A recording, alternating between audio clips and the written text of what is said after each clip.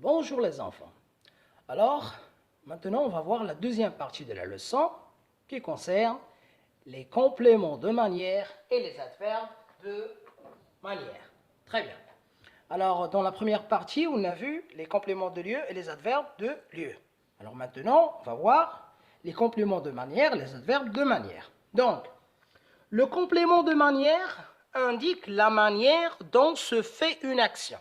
Alors, qu'est-ce qu'il indique? Il indique la manière dont se fait une action. Alors, pour le reconnaître, ça veut dire le complément de manière, on doit répondre à la question comment ou de quelle manière. Mais la plupart du temps, on utilise comment. Très bien.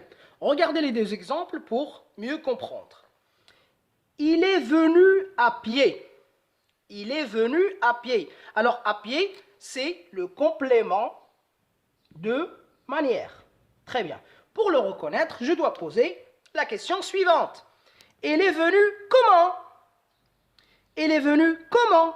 Il est venu à pied. Très bien. Regardez le deuxième exemple. Il est venu en traînant les pieds. Il est venu en traînant les pieds. Il est venu de quelle manière? Il est venu en traînant les pieds. Très bien. Alors, comme vous savez, les compléments de manière, ils ont plusieurs catégories grammaticales. Plusieurs catégories grammaticales. On va les voir maintenant. C'est bon? Alors, ils peuvent être un groupe nominal, comme « il est venu à pied ». À pied, c'est un groupe nominal. Comme ils peuvent être un adverbe. La pluie tombe fortement. Fortement, un adverbe. Très bien.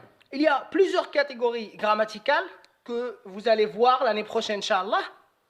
Donc, en général, les adverbes de manière se placent directement, après le verbe. La pluie tombe fortement. Alors, fortement, il se place après le verbe.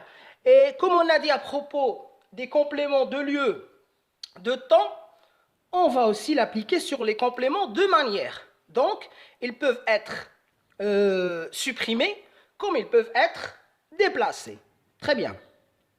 Mais il y a une chose très importante à ne pas oublier de vous dire, c'est que parfois, dans une seule phrase, on peut trouver un complément de temps, un complément de lieu et un complément de manière. Regardez la phrase suivante.